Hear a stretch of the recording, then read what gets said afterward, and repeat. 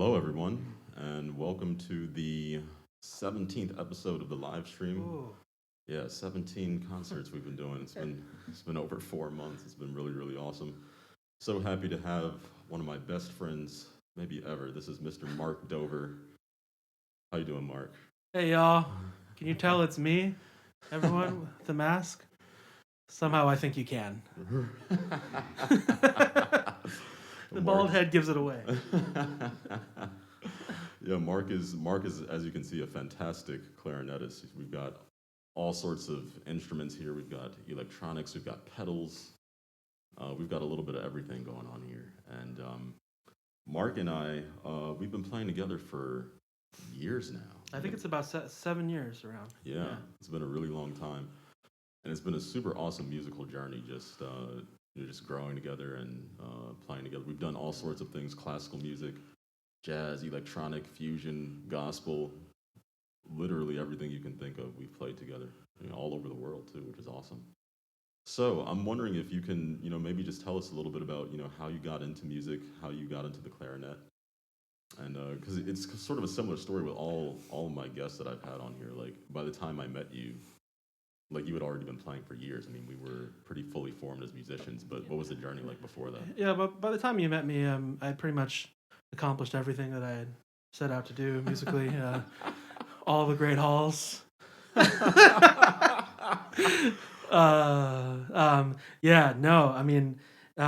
way it started for me was, I think, like a lot of my colleagues and friends in the music world. I'm from Ann Arbor, Michigan. Yeah. Yeah, go blue. Midwest. And I feel like even though you're from Chicago, Mm-hmm. like there's something about being from the Midwest that kind of connects people. Oh, definitely. Even though it's a completely different place. I didn't grow up in a big city, Yeah. So Ann Arbor is a great town for music, and so at least back when I was there, and I think it's still like that now, is when you get to fifth grade in the Ann Arbor Public Schools, you have to play an instrument. It's like a requirement, and they provide free instruments for everyone who needs one. So it was pretty awesome. I had a horn to play, and I had taken a little bit of piano lessons, like for a year or so before, but I wasn't really serious about it. I was like, I was definitely musical, like because I was writing little songs on the piano when I was 5-6 years old and stuff. But I didn't like practicing, and so my parents didn't. Yeah, I'm still not a huge fan. So my parents didn't think I was serious about it. But then around that time, I started to do musical theater, and okay. I actually really liked that. But kind of what happened was like middle school came around, like I auditioned for like The Sound of Music, and I didn't get it, and my voice was like too high to sing the parts I wanted, but too low to sing the parts that I was kind of like more supposed to do. So it wasn't really working. And so I kind of just naturally gravitated to the clarinet because I think it was something that was musical. And my parents weren't forcing it down my throat. Yeah. They were just letting me play in school. And so I think there's something to that. There Because is. they used to sit me down by the piano and like tell me to practice, but with the clarinet they didn't do that.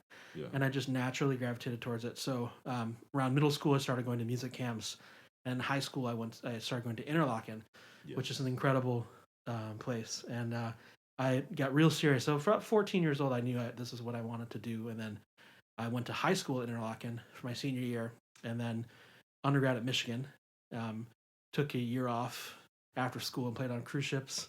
And then I moved to New York and went to Manhattan School of Music for my master's. So all my training is in classical music, but that whole time I was like, trying to figure out how to improvise a bit and figuring out pieces there. Like, I took an improvisation class at Michigan at Interlochen, and I just like had a lot of jazz friends. So I started learning a lot from my friends and listening to records and still trying to get it together. And so these days I try to still like, pursue improvised music as much as I can on, when I'm not playing classical stuff. So yeah.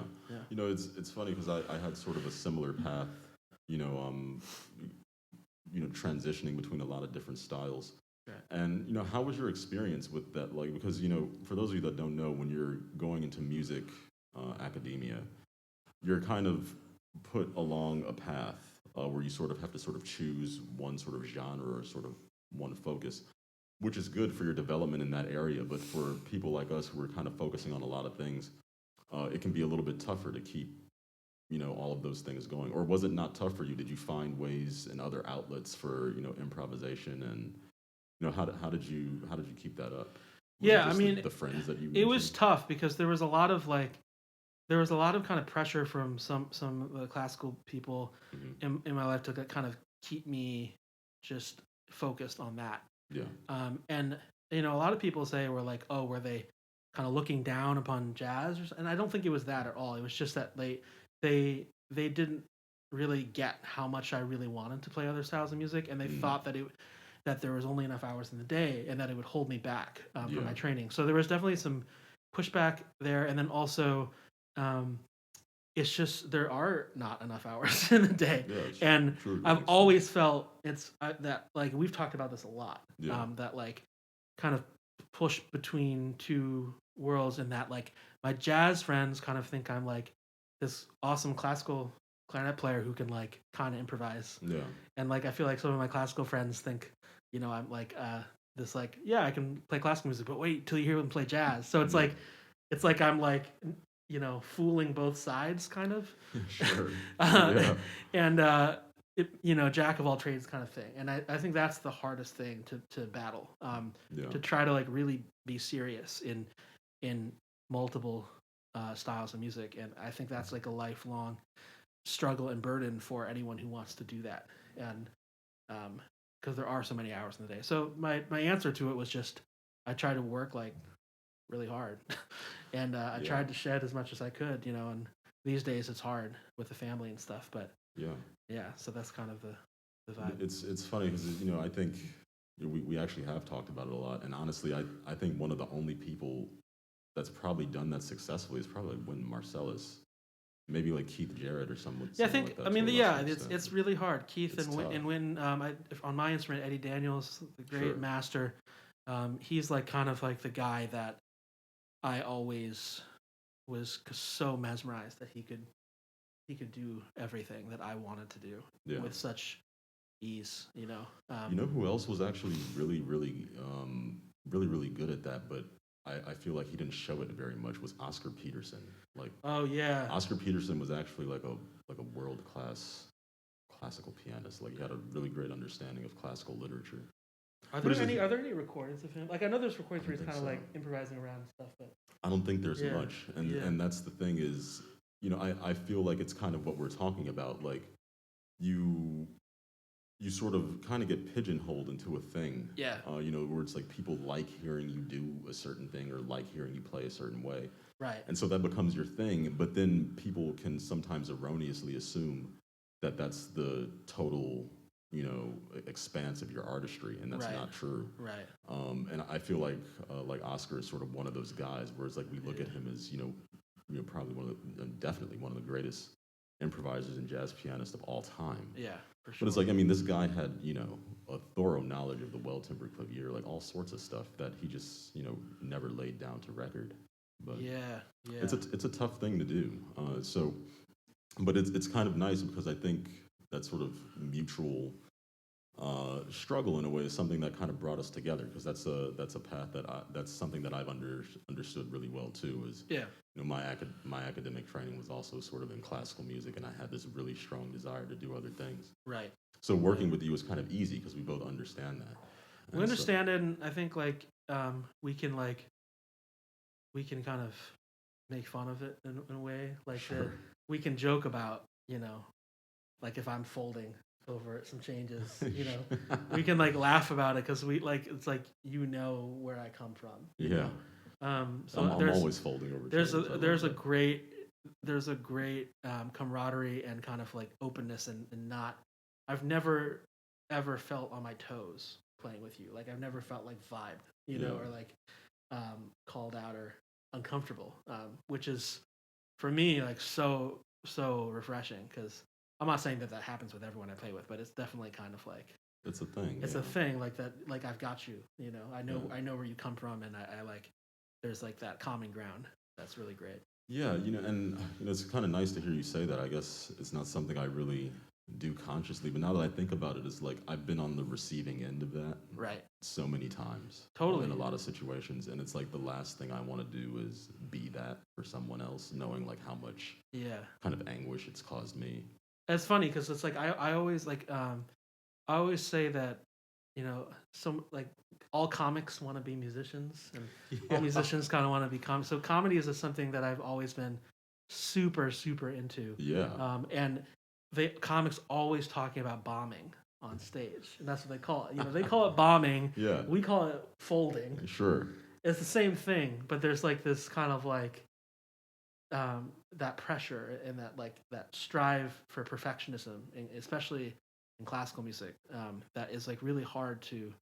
It's a really tough thing to be around, and I think coming from both sides in a way, we see the nuance to the different genres and like how they make us feel when we play them. Like I feel different when I'm improvising than when I'm playing chamber music. You know, there's a lot of commonality there too, but yeah. Yeah, and you know another thing that I'm kind of curious to pick your brain about, you know, how you feel about it, because something I've thought about is, you know, jazz is actually sort of starting to become classical music in a way, because you know the term jazz, you know, the word jazz is used to refer to so many things now. It's become such a like an umbrella term for a lot of things that even I can remember like 15 or 20 years ago would not have been considered jazz. Right. And is like now, you know, as with each day that passes, we're becoming more distanced from, you know, the progenitors of this sort of style of improvisation, and we're kind of beginning to look back on it. You know what I'm saying? Yeah. As its own thing in history.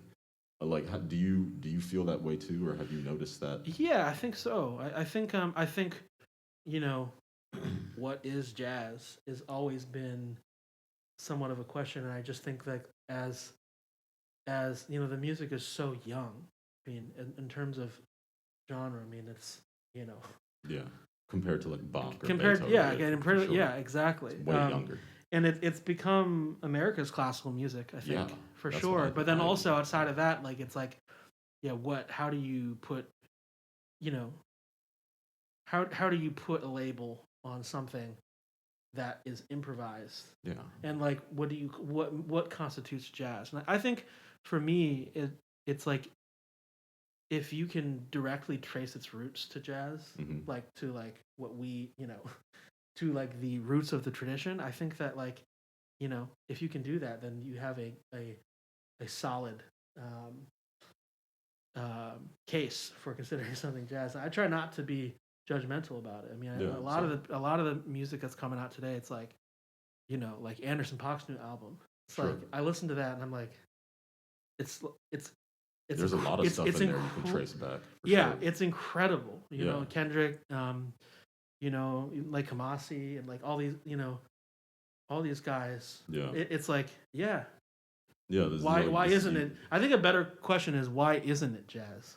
Yeah. And, you know what I mean? Than like, totally why agree. isn't it? You know? I totally agree, because it's kind of like, you know, the way I always think about it, and something, you know, I tell my students a lot is like, you know, it's not like Mozart sat down and said, I'm going to write some classical music. Right. And it's, you know, it's not like, you know, Brahms sat down and said, okay, I'm going to write some romantic music. Or, you know, Ravel was like, I'm going to write some impressionist music. They're just like, I'm going to do what I want to do. Right. And what can reach the most people and communicate with the most people right now. Yeah. But also express my own voice. I think that's all they were doing. And, you know, when we try to study that in retrospect as academics, like, we have to give it a name and a time period just to make it easier to talk about, which is cool. Right. I think I totally understand that. But I think, you know, kind of what's starting to happen with jazz, like you said, is that transition period is starting to happen where it's moving away from being like this new thing that where it kind of came out of nowhere. And now it's like sort of, you know, with each passing day, you know, like you said, it's so young, but with each passing day, it's getting older. Right. You know, and time sort of moves forward. And, you know, it's kind of nice that, you know, playing with you, like, I know that you have that sort of same paradigm, which kind of results in a lot of the things that we play being, quote unquote, genreless or like a mixture of a lot of different things. Yeah. And that's kind of like what we're going to play today. A lot of the music we're going to play today. So Yeah. maybe we can talk a little bit about that, like what's what's on our program for today and how that all came about. So Yeah, for sure. Yeah. Well, we let's see. One of the pieces, the last thing that we're going to play is going to be is on the EP that we put out back in July. That's called "I Am Here Now," and that's just kind of like a meditative type of ballad that I wrote back in 2017 when I was going through a really tough time, and a really close friend of mine gave me this mantra to use to kind of help like meditate and center myself, which is something I had never done. And the mantra was "I am here now," and just like trying to stay present and like take things one day at a time. And it really actually helped me. So I wrote this around that time. Yeah. And then what else are we gonna play? Yeah, we're doing Clarity, Right. Which is a really beautiful piece by a mutual friend of ours, Pawan Benjamin, a really talented tenor saxophonist, and also just a wonderful woodwind player in general and a composer. And speaking of people from this paradigm, he's definitely one of those guys where this piece that we're going to play is a fusion of Indian classical music, electronic music, I guess rock music almost in a way, like folk music. Yeah. It's really, really cool what he does. And then we're also going to play what else is there? We're gonna play a standard. Oh yeah. We're gonna play Night and Day, right? Yeah, I think. Night and Day. Yeah, Cole Porter. Yeah. Doesn't get more standard than that. And for Flint. Yes. Yes, that's right. So for Flint is one of my compositions that was on my most recent album, which is also called For Flint. It's the title track. And Mark is actually playing on that album. And it's really, really wonderful. But I think this is our first time actually playing it duo, like just the two of us together, which is going to be really, really nice. Yeah, I think it's my first time blowing on it ever. Yeah. So it should be fun. This concert is going to be a lot of firsts. A lot of firsts. The first time using like live electronics on the clarinet during a live stream. Yeah. It's like it's definitely like I'm learning in real time. Yeah, you guys can't see, but if you could see the floor, there's pedals, cables, there's all sorts of stuff everywhere. And so essentially, Mark is going to. You want to explain a little bit about what that is that you're doing, so that they. Yeah. So I have these like pretty much guitar pedals. And one of them is like a synth pedal. So there's a synth, a chorus, which kind of like, I guess in layman's terms, it kind of detunes yourself just a slight amount to add a really cool kind of almost an organy kind of effect. And then there's a delay and a reverb, and I just try to blend them. And then I have this cool mic. Shout out to Intra Mic by Viga Music Tools. That thing is really cool. This thing is awesome. It's not a pickup. It's an actual microphone. And you see this thing here. The mic is inside my mouthpiece. It's like this big. And I have a little preamp in my pocket. And so what that allows me to do is to go into the pedals, and then it just gets a really clear signal through the whole body, because the clarinet is really tough to mic. There's sound coming out of the tone holes here and also out of the bell. So I can really get a great sound from the pedals, and I can crank the volume, the gain on them real high without worrying about feedback, which is awesome. And then we have a regular mic here that kind of takes just the natural sound, and we blend them in Logic. Yeah. So you guys are going to be hearing like an amalgam of all of those things. Yeah. And correct me if I'm wrong, they actually like drilled a tiny hole or an insertion point? No, so that's the other one. This is the better one, right? Yeah, they don't actually touch your horn. Exactly. So like, yeah, they have pickups where they drill a hole. And I actually haven't tried those. I've heard them. I think they're cool, but I don't like a pickup is like a different type of sound, and I think this is like a real microphone. So I prefer the sound of it, and yeah, you don't have to to drill a hole in your horn, which is nice. And what's actually cool is that Pawan, the saxophonist that wrote the first piece we're going to play, is actually really into that technology. I know Yeah. that he actually uses it when he plays Clarity. So He's a master at that stuff. he really is Yeah. at using Ableton and integrating all that stuff. Yeah. So this performance is actually going to be kind of close to what he does. This is actually not too far away from how he conceives of things, which is awesome. And yeah, so we can get started. We'll play this program for you, and if you want, you can pick up our latest album, which is under the name Port MANDE. It's a really wonderful album called Is This Loss? And I Am Here Now, which is the final song that we'll play, is actually on that album. So if you like the stuff that you hear, you'll definitely love that album. And it's also featuring Mr. Jake Robinson on drums. That's right. Yeah, Jake Robinson is a really fantastic percussionist. Those of you that have been following these streams have heard him, 5 or 6 times now, playing in the trio or quartet. So it's the 3 of us on that album, and it's really a lot of fun. A lot of blending of classical, electronic music, jazz, acoustic music. Yeah. It's a lot of fun. We'll link in the comments the link to the Bandcamp, where all of the proceeds through the end of the year are going to Food Bank for New York City. That's right. Which is an awesome organization on the front lines of COVID relief. And then starting November 1st, it'll be available on the streaming platforms. So all streaming platforms. Yeah. Wonderful. So, shall we get started? Let's do it, man. Yeah.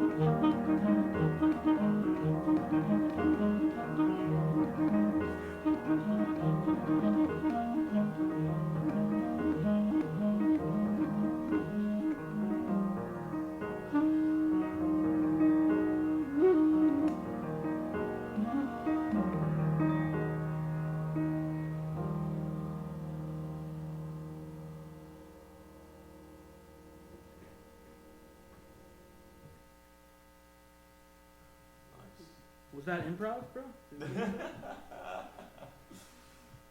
man. Yeah, man. Good That's so cardio much- playing with the mask on. Oh, dude. Thank you for that, by the way. Of course not. No problem.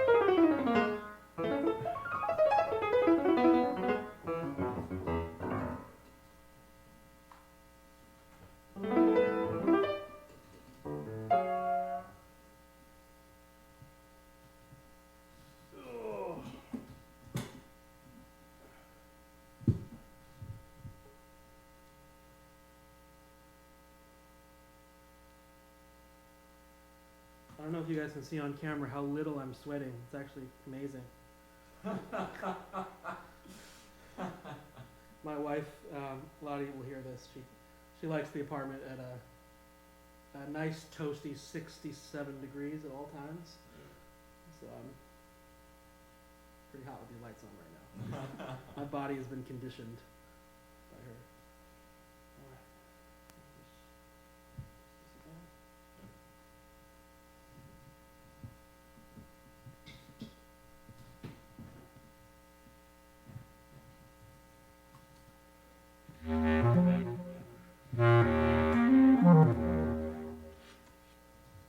All good.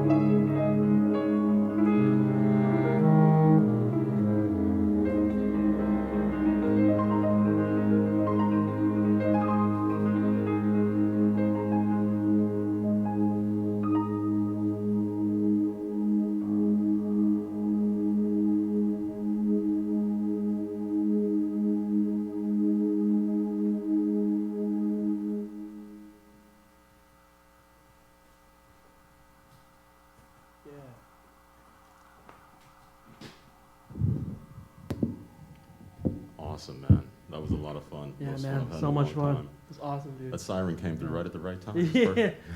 They're like, stop playing. Right. Please, Jazz you've had police. enough. Please stop. Please stop. Thanks. Yeah, but thank you so much, guys, for listening. We really appreciate it. Thank you very Huge much. thank you to Mark Dover.